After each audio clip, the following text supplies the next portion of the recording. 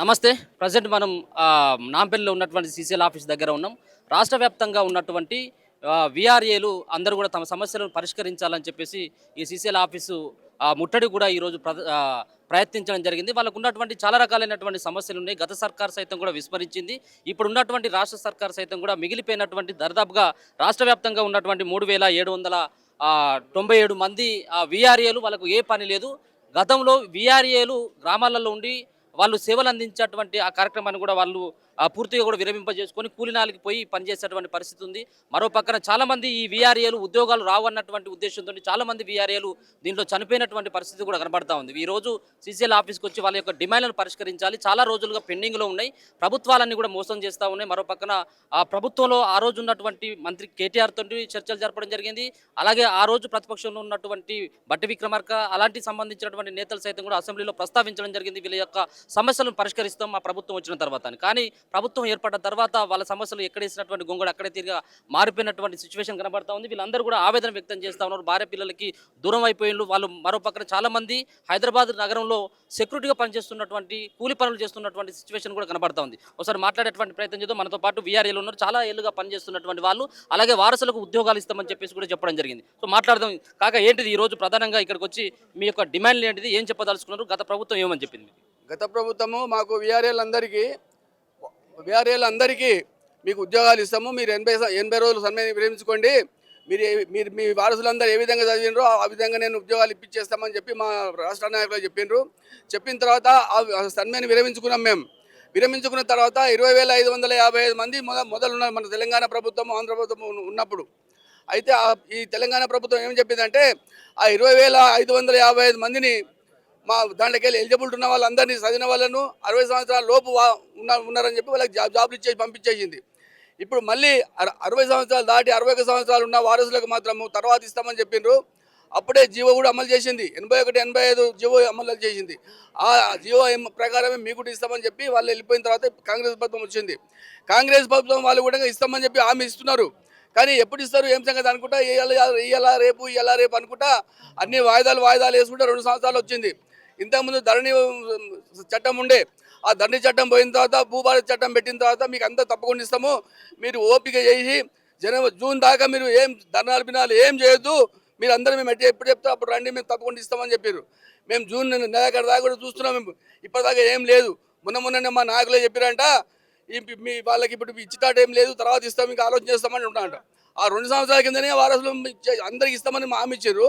ఇప్పుడేమో ఇంకా ఇస్తాము చేస్తామంట అంటే మా నాయకులకు ఖచ్చితంగా మా యూనియన్ నాయకులందరూ పెద్దోళ్ళు ఉన్నారు, మాకన్నా పెద్దోళ్ళు. ఇంకా ఆ నాయకులందరూ మీరు అందరూ ఐక్యంగా ఉండండి, మీరేం ఫికర్ చేయకండి, మీకు అందరికీ 3797 మందికి ఉద్యోగాలు వచ్చేదాకా మేము అందరం మీ అమ్మలు ఉంటాము, మీరు తప్పకుండా ఈరోజు రండి అని చెప్తే సీసీఎల్ ఆఫీస్కి మేము వచ్చేసాము. ఇప్పుడు కూడా ఇంకా గ్రామ పంచాయతీ ఎలక్షన్లు అయిపోయే లోపే మాకు చెప్పాలి, ఆర్డర్లు ఇవ్వాలి. అంత లోపల ఆర్డర్లు ఇవ్వకపోతే మాత్రము మేము కూడా కేసీఆర్ ప్రభుత్వానికి ఏం చేసినామో అదే పని చేస్తాం. మేము కూడా ఆ విధంగా నిర్ణయించుకున్నాం. మేము ఇక ప్రధానంగా కేవలం వారసత్వ ఉద్యోగాల కోసమే మేము పోరాటం. వారసత్వ ఉద్యోగాల గురించే మేము చేసేది. ఇప్పుడు మా ఉద్యోగాలు చేసుకుంటే కూడా మా వాళ్ళందరూ ఇప్పుడు 500-600 మంది చనిపోయినాయి. ఎందుకంటే ఎప్పుడు వస్తుంది అప్పుడు వస్తుంది అనుకుంటా కొంతమంది వాళ్ళ ఆవేశాన్ని తట్టుకోలేక కొంతమందికి హార్ట్ అటాక్ వచ్చింది, కొంతమంది యాక్సిడెంట్ అయింది. పిల్లలు కూడా ఆత్మహత్య చేసుకొని చనిపోతున్నారు. దాని గురించి దయచేసి ఇప్పుడు ఈ ప్రభుత్వానికి మేము చెప్పేది ఏంటంటే గ్రామ పంచాయతీ ఎలక్షన్ లోపలనే మాకు ఆర్డర్లు ఇస్తే బాగుంటుంది ఈ వారం 10 రోజులలో అని చెప్పి మన సీసీఎల్ ఆఫీస్ అడగడానికి వచ్చినాము. మా నాయకులందరూ లోపలికి వచ్చేసారు. దయచేసి ఇది ఇవ్వాలని మేము అందరికీ కోరుకుంటున్నాం. సో వీళ్ళందరి యొక్క డిమాండ్ అదే, ముఖ్యంగా వారసత్వ ఉద్యోగాలు. ఒక పక్కన కుటుంబ సభ్యులు కనుక అంటే అన్నదమ్ములు ఇద్దరు కనుక ఉన్నట్టయితే సెటిల్మెంట్లు చేసుకున్నారు. ఒక పక్కన అట్లా అప్పుల పాలైపోయినారు. మరో పక్కన ఉద్యోగం లేక ఆత్మహత్యలు కూడా చేస్తూ ఉన్నటువంటి వాళ్ళ యొక్క ఆవేదన వాళ్ళు చెప్తా ఉన్నారు. 81, 85 ప్రకారం గత రాష్ట్ర సర్కార్ తీసుకొచ్చినటువంటి ఏదైతే జీవో ఉందో ఆ జీవో ప్రకారమే మాకు ఉద్యోగాలు ఇవ్వాలని చెప్పేసి కూడా వీళ్ళు మాట్లాడుతూ ఉన్నారు. చెప్పండి. ఈరోజు వేల సంఖ్యలతో తరలి వచ్చిన 3797 మంది వీఆర్ఏ వారసులందరికీ ప్రత్యేక ధన్యవాదాలు. ఈరోజు సీసీఎల్కి ముట్టడి అనేది కారణం ఎందుకంటే గత ప్రభుత్వం ఇచ్చిన 81, 85 జీవో ప్రకారంగా 3797 మందికి రికార్డ్ అసిస్టెంట్ ఓఎస్గా మళ్ళీ అసిస్టెంట్గా ఇస్తా అని చెప్పిన ప్రభుత్వము ఇప్పుడు 16,758 మందికి ఉద్యోగాలు ఇచ్చినాకల్లా కూడా మిగిలిపోయిన 3790 మందికి ఇస్తామని హామీ ఇచ్చారు. మేము చేసిన సమ్మెలో 80 రోజుల సమ్మెలో కూడా ఇదే ప్రభుత్వం కాంగ్రెస్ ప్రభుత్వం మాకు అండగా ఉంటామని హామీ ఇచ్చారు. సీతక్క కానీ మన శ్రీధర్ బాబు గారు కానీ మినిస్టర్స్ కానీ మనం అంతెందుకు ముఖ్యమంత్రి రేవంత్ రెడ్డి గారు కూడా హామీ ఇచ్చారు. కానీ ఇప్పుడు మా బాధ మీకు కనబడతలేదా? మేము ఓటేసి మీకు గెలిపించుకోలేదా? ఇప్పుడు మాకు ఎందుకు ఈ విధంగా ఇబ్బంది పెడుతురు? ఎన్నిసార్లు మీకు ఇస్తామని హామీ ఇస్తూనే ఉన్నారు, కానీ మాకు ఎటువంటి హామీ ఇవ్వడం లేదు. దీనివల్ల ఇప్పటికీ 657 మంది తండ్రులు చనిపోయారు. ఇంకెంతమంది మా వారసులు? దీనికి కారణమే ప్రభుత్వం. ఈ ప్రభుత్వం వల్లనే మా తండ్రులు చనిపోతున్నారు. ఇప్పటికీ వారసులు కూడా 77 మంది వారసులు ఆత్మహత్యలు చేసుకున్నారు. ఈ హత్యలు ఇంకెన్ని రోజుల దాకా ఉండాలి? దీనికి కారణమే కాంగ్రెస్ ప్రభుత్వమే ఉంది. మాకు అతి తొందరగా ఈ వారసులకి న్యాయం చేయాలి. మాకు వెంటనే మా జీవో ప్రకారంగా వెంటనే మాకు ఉద్యోగాలు ఇవ్వాలని ప్రభుత్వాన్ని కోరుకుంటున్నాం. పెద్ద నువ్వు ఎన్ని సంవత్సరాలుగా మీ విఆర్ఏ ఉద్యోగం చేసినావు? ఏంటిది ఇవి? చాలా రోజులు పని చేస్తున్నాం అయ్యా, చాలా రోజులు పని చేస్తున్నాం. తక్కువ జీతానికి మస్తు కష్టపడ్డాము, చేసినాము. మరి అలా మా వారసత్వం, మా ఉద్యోగం వారసత్వం మరి మా క్షత కాకుండా అయినాక మా పిల్లలకి ఇస్తారు అని చెప్పి తక్కువ అప్పుడు ఒక 50 రూపాయలు 100 రూపాయల కానీ చేసుకుంటూ వచ్చినాము. అప్పటిసంది ఏడికంటే ఆడికి పోయినాం. ఇప్పుడు ఊళ్ళో ఒక పోలీస్ పార్టీలు ఉంటే అప్పుడు ఒక ఉత్తరం రాసి ఒక దొంగతనం చేసిన వాడిని పట్టుకపోయి పోలీస్ స్టేషన్ పట్టుకపోయి ఆడ ఉపజెప్పిరాపో అంటే ఆ పోలీస్ స్టేషన్కి 20-25 కిలోమీటర్ల దూరం నడిచిపోయి ఆయన తీసుకుపోయి ఆడ పంపించి పోలీస్ స్టేషన్కి చెప్పి మళ్ళీ నడిచి వచ్చినాము. అటువంటి కష్టపడి మేము ఇక్కడ రాక ఉన్నాము. కొంతమందికి ఇచ్చారు, జాబులు ఇచ్చారు, కొంతమందికి ఉద్యోగాలు ఇచ్చారు, కొంతమందికి ఇవ్వలేదు. ఇదే ప్రకారంగా రేవంత్ రెడ్డి ఫస్ట్ వచ్చినప్పుడు నేను మా కాంగ్రెస్ ప్రభుత్వం వస్తే తప్పనిసరి మీకు ఉద్యోగాలు ఇస్తాము, మీ పిల్లలకి ఇస్తామని చెప్పి మమ్మల్ని ఇంత మంచిగా మాట్లాడి చేసినోడు ఇవాళ కనీసం ఇంత మోసం చేసి మమ్మల్ని వెనక తీస్తుండు. కాబట్టి తప్పనిసరి మా వారసత్వం ఉద్యోగాలు మా పిల్లలకి ఇస్తే మేము సంతోషపడతాము. ఇప్పుడు మాకు ఎట్లాగో కనీసం 10,500 జీతం ఇస్తుండు. మరి ఆటి దండకి ఇంకిని కలిపి మా పిల్లలకు ఖచ్చితంగా పెద్ద ఎత్తున ఇవ్వాలి కదా. మరి మా ఎందుకు ఇవ్వాలి? మా జాబ్లో మా వారసత్వం కదా. వారసత్వం అయినప్పుడు మా పిల్లలకి ఇస్తే సంతోషం ఉంటుంది కదా. అందు గురించే తప్పనిసరి మా పిల్లలకి ఇస్తా అంటేనే మేము ఇప్పుడు సమ్మె చేసి 80 రోజులు సమ్మె చేసినప్పుడు కూడా మీకు అందరికి ఇస్తామంటే మేము కామేసాం మానుకొనుకున్నాము. ఇప్పుడు ఖచ్చితంగా గ్రామ పంచాయతీ ఓట్ల ఇప్పుడు ఎలక్షన్ ముందల తప్పనిసరి మా పిల్లలకు ఈ జాబులు ఇస్తే మేము సంతోషపడతాం. లేకుంటే మేము ఊకోము, ఇంతకన్నా ఎక్కువ మళ్ళీ మేము చేస్తాము. మళ్ళీ నువ్వు తప్పనిసరి నిన్ను ఏం చేస్తావో చూడు. కనీసం మా విఆర్ఏకు ఒక ఊళ్ళోకి పోతే ఎంతమందికి ఎన్ని ఓట్లకు ఒక్క మనిషి 100 మందిని తీసుకొస్తావు. అటువంటి శక్తి మా తాను ఉన్నది. నువ్వు తిరిగింది నీ పార్టీ వాళ్ళు తిరిగితే మేము వెనకంగా మేము ఒక ఇంటింటికి మేము నోటీసులు ఇచ్చుకుంటాం, మళ్ళీ మేము తిరుగుతాం. ఎవరికి సమస్య మాకు తెలుసు. ఊళ్ళో నీకేమరిక ఒక్కనాడు వస్తావు, ఒక పార్టీ లెవెల్ నీ పార్టీ వాళ్ళు తీసుకుంటావు, ఇల్లు తిరుగుతావు, వెళ్ళిపోతావు. ప్రతిరోజు తిరుగుతాం మేము, కష్టపడతాం మేము, కష్ట సుఖాలన్నీ మాకు తెలుస్తాయి. కాబట్టి ఖచ్చితంగా మా పిల్లలకు మీ జాబు నువ్వు ఇవ్వాలని కోరుతున్నాం. మా నారాయణ నేను 3 రూపాయలు 40 రూపాయల జీతం నుంచి చేసుకుంటూ వస్తున్నా సార్. నేను చేస్తే న్యాదిరి వాగలు ఓడన్నా ఆగుల వాడి చచ్చిపోతే మేమే కావాలి కాయాలి. న్యాదిరి వాళ్ళు ఎవడు కూడా ఉండడు, మా పోలీసు వాడు ఉండడు. ఎవడు పోలీసు వాళ్ళు మేము వచ్చినాక అప్పుడు పోలీసు వాళ్ళు వస్తారు. న్యాదిరి వాగాలు మేము కష్టపడతాం. మేము మాట్లాడినమాట నా ఉద్యోగం నా కొడుకు వచ్చిందంటే మా కొడుకు గిఫ్ట్ లెక్క ఇవ్వాలని నాకున్నది. మేము ఎంత కష్టపడి చదువుకుంటూ వస్తున్నాం, ఎంత కష్టపడి మాకు 330 రూపాయల జీతం నుంచి చేసుకుంటూ వచ్చాం. మాకు ఇప్పుడు మన బొంగ్లే శ్రీనివాస్ అయితే మా పేరే తీస్తలేడు, రేవంత్ రెడ్డి కూడా ఇవ్వరు మా పేరు అన్నది తీస్తలేడు, మసుకోలేదు. మేము అంతా ఎట్లా కనబడ్డాం. ఒక్కొక్కళ్ళము ఉంటే 10 మందికి చెప్పుకుంటే మా చుట్టాల కాడికి వెళ్ళి రేవంత్ రెడ్డి గెలిస్తే మాకు ఉద్యోగాలు వస్తాయని ఎంత కష్టపడం. న్యాదిరి వాళ్ళు మేము అంటలు చేసి పెడతా ఆడ ఈడ ఎంత కష్టపడం. మాకు ఎంత బాధ అనిపిస్తుంది. నా కొడుకు రాకపోతే ఇంకా నేను బతికేందుకు? నేను చచ్చిపోయింది ఆయన కదా. ఒక్కొక్కరు మేము 10,000 1,00,000 2 లక్షలు ఇచ్చినాం పాలేలకు. మాకు ఒక్కరికైతే మాకు కొడుకు అవుతుంది కదా అని. ఇంత అర్థమనమా ఈ ప్రభుత్వం? చిన్న బాధ లేదు మాకు.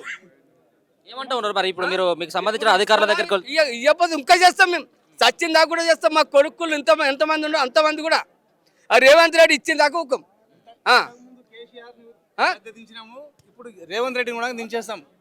వచ్చే అసెంబ్లీ ఇప్పుడు స్థానిక ఎలక్షన్ల ఖచ్చితంగా ఆయనని ఎంత చేయాలో అంత చేస్తాం. రైట్. మీరేం చెప్పదలుచుకున్నారు అన్న? మా నాయన చచ్చిపోయిండు మా నాయన చచ్చిపోయి సంవత్సరం దాటిందన్న. ఇంతవరకు జీతం లేదు, ఆఫీసు మెట్లు ఎక్కనిస్తలేరు. కనీసం మరి ఇప్పుడు అప్పుల కాడ అప్పు తెచ్చిన అప్పులు లేదు, అన్నదమ్ములకు ఇచ్చిన భాగాలు ఆలు గుంజుతూరు. ఇంతవరకు ఏది లేదు, ఎక్కలేదన్న. మరి అందరికీ ఇప్పుడు నాయన చనిపోయినట్టు మేము కూడా చనిపోతాం. అంతకంటే మించేది ఏం లేదు. ఇక ఇప్పుడు కేసీఆర్ని అయితే ఓడగొట్టినాం ఖరారుగా బరాబర్గా, ఈయన కూడా ఓడగొడతాం రేపు. ఎంపీటీసీ జడ్పీటీసీ సర్పంచ్ ఎలక్షన్లో కూడా ఇదే మాది వినపం.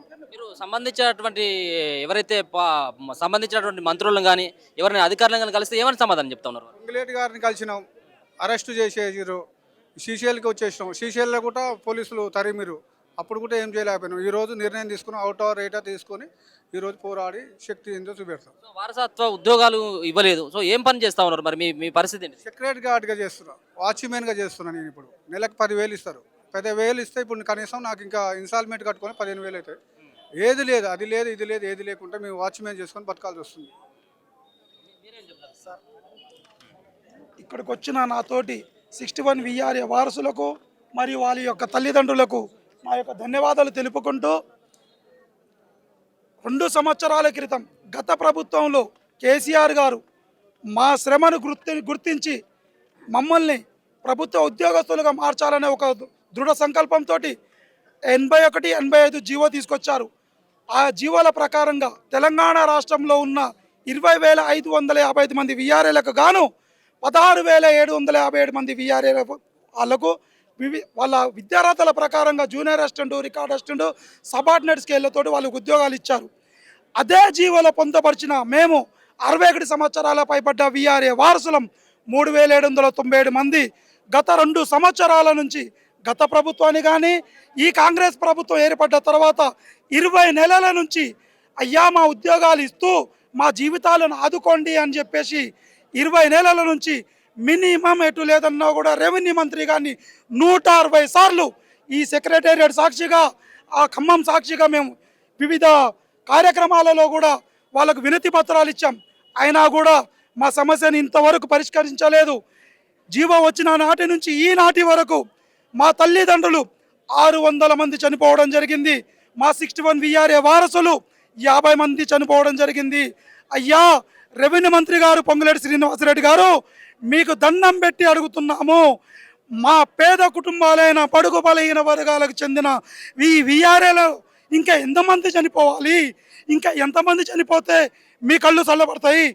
మేమందరూ చనిపోయిన తర్వాత ఇస్తారా? మా బ్రతుకున్న తర్వాత మా ఉద్యోగాలు ఇచ్చి మమ్మల్ని ఆదుకుంటారా అని చెప్పేసి మిమ్మల్ని వేడుకుంటున్నాం. తెలంగాణ ముఖ్యమంత్రి అయిన రేవంత్ రెడ్డి గారు మిమ్మల్ని కూడా వేడుకుంటున్నాం. గతంలో మేము సమ్మె చేస్తున్నప్పుడు ఇప్పుడున్న ఈ తెలంగాణ రాష్ట్ర ముఖ్యమంత్రి రేవంత్ రెడ్డి గారు మాకు మద్దతు తెలుపుతూ మా ప్రభుత్వం వస్తే మీ సమస్యలు పరిష్కరిస్తామన్నారు. మీకు కూడా రిప్రజెంటేషన్ ఇవ్వడం జరిగింది. అయినా కూడా మా దృష్టిలో ఉంది, పరిష్కరిస్తామంటున్నారే కానీ మా సమస్యను పరిష్కరించడం లేదు. ఎందుకు? బడుగు బలహీన వర్గాలకు చెందిన వాళ్ళం కాబట్టి, మాకెవరు మద్దతు తెలపరు కాబట్టి, ఎవరు అడిగేవారు లేరు కాబట్టి ఎటు పోతుంది, ఎటు సస్తుంది అని అనుకుంటున్నారా? మీరు అనుకోవచ్చు మా విఆర్ఏ చరిత్ర మీకు తెలియంది కాదయ్యా. ఒక్కసారి మీకు గుర్తు చేస్తున్నాను. గతంలో ఎన్టీఆర్ హయాంలో కానీ, చంద్రబాబు హయాంలో కానీ, రాజశేఖర రెడ్డి హయాంలో కానీ, నిన్న మొన్న చూసిన మా జీవో ఇచ్చిన కేసీఆర్ గాని హయాంలో కానీ మా విఆర్ఏలతో పెట్టుకుంటే ప్రభుత్వాలు సర్వనాశనమేనే అని చెప్పేసి ఈ సందర్భం మీకు గుర్తు చేస్తున్నాను. ఇంకో విషయం చెప్పదలుచుకుంటున్నాను. ఒక విఆర్ఏ అనేవాడు 40 డిపార్ట్మెంట్లకు సమానంగా ఒక విఆర్ఏ ఉద్యోగం చేస్తున్నాడు. అది మీ కళ్ళకు కనిపించట్లేదా? ప్రభుత్వం తెచ్చిన ప్రతి ఒక్క పథకం పేదలకు చెందే విధంగా మధ్యలో వారధిగా రాత్రి బవలు అనకుండా, తిండి లేకుండా మీ పథకాలు అమలు చేయడానికి ఒక బంటులా పనిచేస్తున్నాం. అయినా కూడా మా సమస్య మీకు కనిపించడం లేదా? ఇంకో మాట చెప్పదలుచుకున్నానయ్యా. ముఖ్యమంత్రి గారు పొంగులేటి శ్రీనివాస్ గారు, రెవెన్యూ మంత్రి గారు, మీకు కూడా ఈ సందర్భంగా మీకు తెలియజేసుకుంటున్నాను. రేపు జరగబోయే స్థానిక ఎన్నికల్లో ఎంపీటీసీ కానీ, జడ్పీటీసీ కానీ, సర్పంచ్ ఎలక్షన్లు కానీ మా విఆర్ఏ అంటే ఏంటిదో ఒక్కసారి రుచి చూపించమంటారా అని ఈ మీడియా ద్వారా మీకు అడుగుతున్నాము. మీరు అనుకోవచ్చు విఆర్ గ్రామంలో ఏం జరుగుతుందనేది, ఏ విధంగా ఉంది అనేది మా విఆర్ఏ వ్యవస్థకు తెలుసు, మాకు తెలుసు. మా తండ్రుల స్థానంలో మేము కూడా గత 10 సంవత్సరాల నుంచి చేసుకొస్తున్నాం. వచ్చే 10,500 జీతంతో ఇటు తల్లిదండ్రుల బాధ్యత కాకుండా, ఇటు పెళ్ళం పిల్లతోటి చదువుల కోసం మా అన్నదమ్ములు జీవో వచ్చిన తర్వాత ఈ ఉద్యోగం మా కోసం మేము మా అన్నదమ్ములకు ఇచ్చుకున్న లక్షలు కానీ భూములు కానీ ఇండ్లు కానీ తెచ్చుకున్న అప్పు ఇంట్రెస్ట్ కట్టలేక వస్తున్నాం అయ్యా. ఇంకెప్పుడు ఇస్తారని మేము మిమ్మల్ని అడుగుతున్నాము. ఒకవేళ మీరు ఈ సర్పంచ్ ఈ స్థానిక ఎన్నికల్లోపు మా ఉద్యోగాలు మాకు ఇవ్వకపోతే మా విఆర్ఏ అంటే ఏంటిదో, మా విఆర్ఏ వ్యవస్థ అంటే ఏంటిదో రెవెన్యూ మంత్రి గారు మీకు, ముఖ్యమంత్రి గారు మీకు రుచి చూపిస్తామని ఈ సందర్భంగా తెలియజేసుకుంటున్నాను. సార్ ముందుగా తొలి వెలుగు సార్ వాళ్ళకి నమస్కారం. మాది వికారాబాద్ జిల్లా సీఎం కాన్స్టిట్యున్సీ మాది. ఒక నిమిషం, సీఎం కాన్స్టిట్యున్సీ మాది. ఆల్రెడీ రేవంత్ రెడ్డి సార్కి కానీ మా స్పీకర్ సార్కి కానీ రకరకాల చాలాసార్లు మా యొక్క వినతి పత్రం ఇవ్వడం జరిగింది.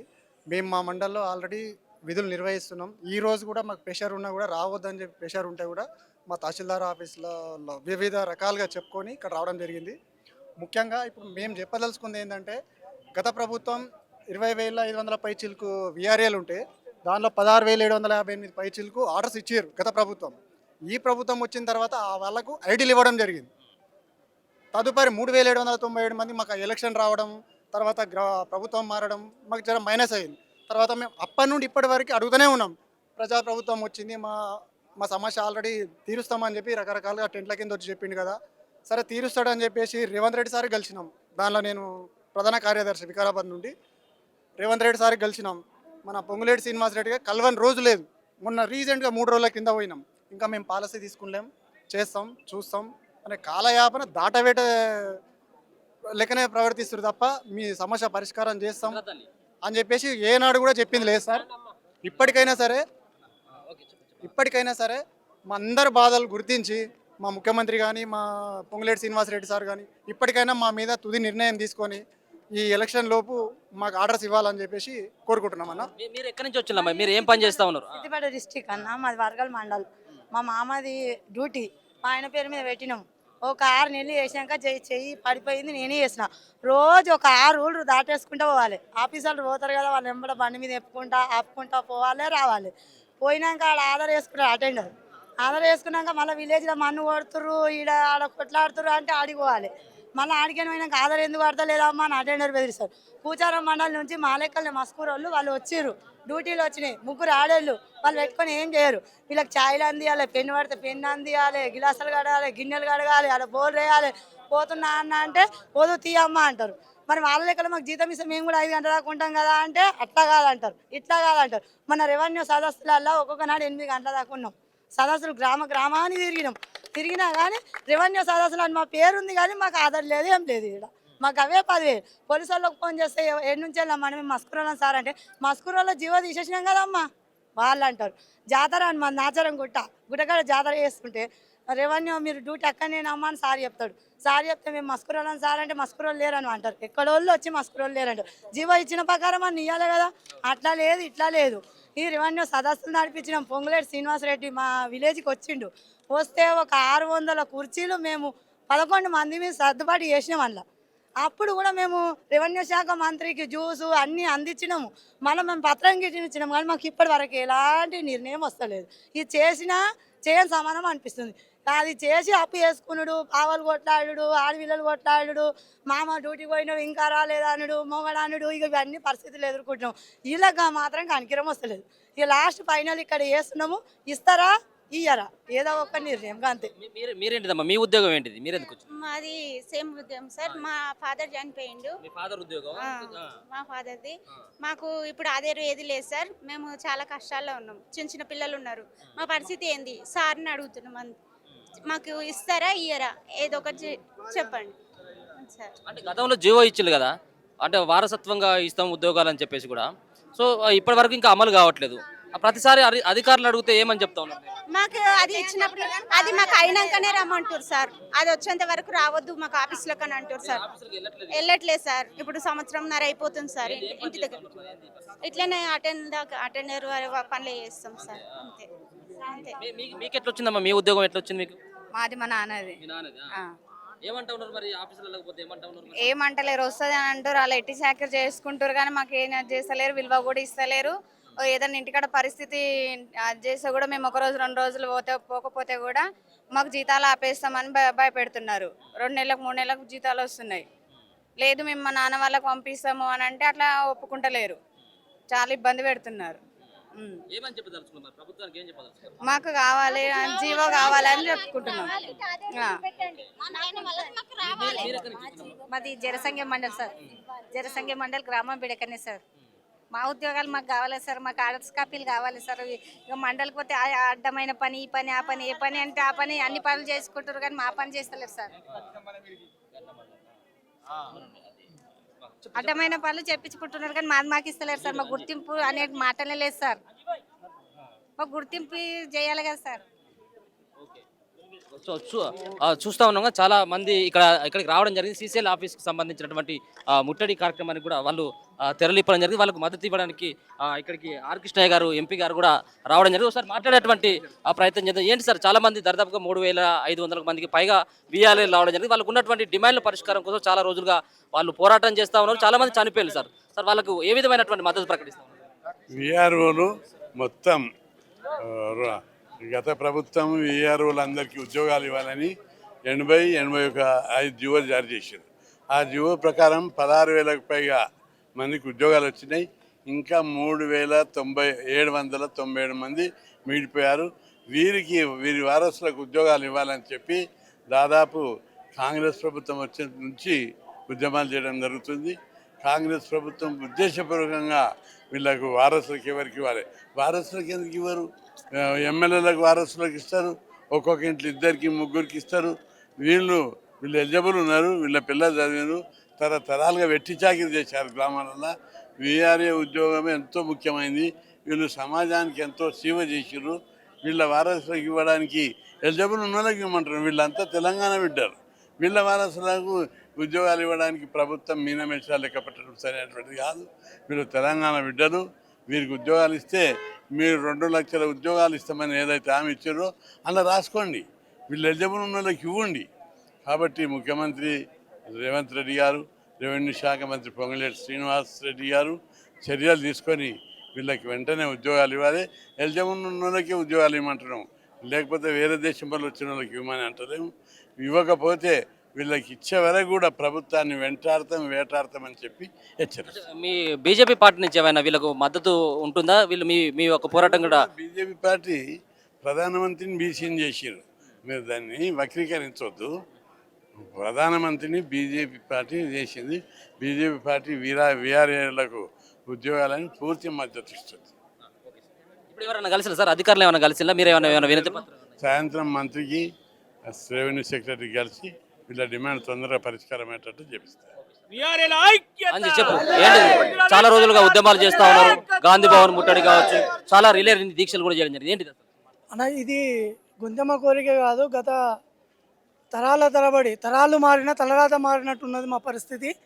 విషయం ఏంటంటే తరాల నుంచి మేము వెట్టి చాకిరితనంతో మా తాతలు తండ్రులు చేస్తున్నప్పుడు ఆ కాలక్రమంలో మాకు పే స్కేల్ ఇవ్వమని 80 రోజుల ఆమర నిరాహార దీక్షలు చేస్తే కానీ గత ప్రభుత్వం దిగి వచ్చి 81, 85 జీవోలను ఇష్యూ చేసింది. ఆ జీవో ప్రకారంగానే మేము అడుగుతున్నాం. కాబట్టి ప్రభుత్వంలో అప్పుడు మేము సమ్మె చేసే కాలంలో ఇప్పుడున్న రేవంత్ రెడ్డి సారు వీఆర్ఏల సమస్య నేను టీ తాగి కింద పెట్టినంత సేపట్లో మీ సంతకం చేసేస్తానే రేవంత్ రెడ్డి సారు ఇప్పటి వరకు మరి రేవంత్ రెడ్డి సార్ టీ తాగలేదా, మరి టీ కప్పు పెట్టలేదా? అదైతే మాకు అర్థమవుతలేదు. పలు దఫాలుగా నేనైతే స్వయంగా మొన్న రీసెంట్గా అచ్చంపేట కాన్ఫరెన్స్కి సీఎం సార్ వస్తే 2 నిమిషాలు పూర్తి స్థాయిలో క్లియర్గా వివరించిన. పొంగులేటి శ్రీనివాస్ రెడ్డి గారికి చెప్పాడు ఎమ్మడే ఇదేదో చూడానా అని. మరి సీఎం చెప్తే కూడా పొంగులేటి శ్రీనివాస్ రెడ్డి ఎప్పుడు వింటలేడు. మరి సీఎం రేవంత్ రెడ్డి పొంగులేటి శ్రీనివాస్ రెడ్డి అనే అయోమయంలో పడ్డాం మేము. మళ్ళీ రీసెంట్గా మా మిత్రులు పొంగులేటి శ్రీనివాస్ రెడ్డిని కూడా కలిస్తే ఏంటంటే మీది చూస్తాం అంటున్నారు. జీపీఓలో అయిపోయినాక చూస్తామని చెప్పేసి జూన్ వరకు మీరు చేయకండి అని చెప్పారు. జీపీఓలో 6,000 మందికి ఎగ్జామ్ పెడితే 3,500 క్వాలిఫై అయ్యారు. మరి అదేవిధంగా మా దానిలో ఉడక క్వాలిఫై ఉన్న వాళ్ళు ఉన్నారు కదా, మాకు ఉడక పెట్టు ఎగ్జామ్, మేము రాస్తాం.